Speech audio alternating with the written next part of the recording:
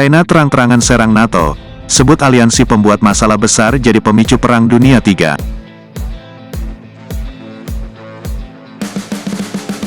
Sahabat bagi media, China menyatakan NATO harus menghentikan pertikaian dan mulai mendorong perdamaian global.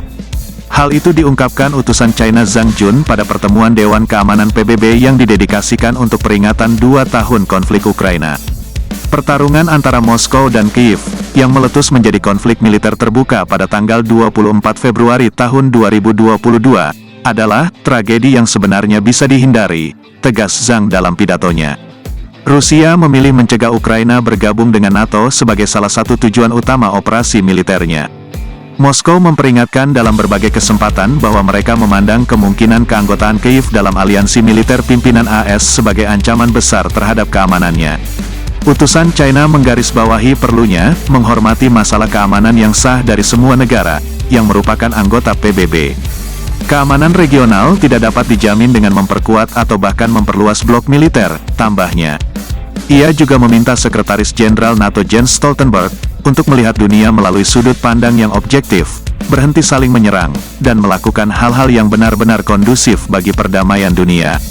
Menurut utusan tersebut, pihak-pihak yang berkonflik di Ukraina harus berupaya menciptakan kondisi yang mendukung dimulainya kembali perundingan, bukan hambatan buatan manusia yang membuat perdamaian lebih sulit dicapai, apalagi memasok senjata, menyalakan api, dan menuangkan minyak di dalamnya, dan mengambil keuntungan dari krisis yang berkepanjangan.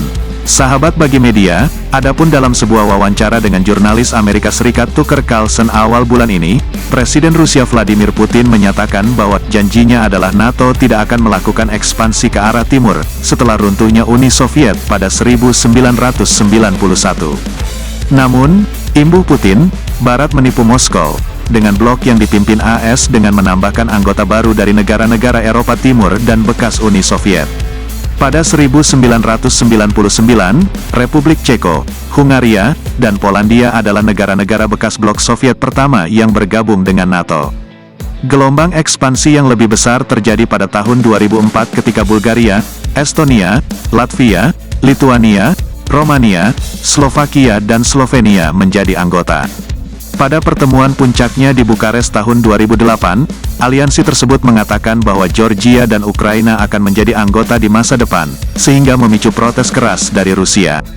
Tahun berikutnya, NATO menambahkan Albania dan Kroasia ke dalam daftar anggotanya, diikuti dengan masuknya Montenegro dan Makedonia Utara masing-masing pada tahun 2017 dan 2020. Negara terbaru yang bergabung adalah Finlandia, yang menyetujuinya tahun lalu dengan alasan kekhawatiran keamanan terkait konflik Ukraina. Negara tetangganya, Swedia, juga tinggal selangkah lagi masuk NATO, dan hanya kurang mendapat persetujuan dari Hungaria untuk menyelesaikan keanggotaannya.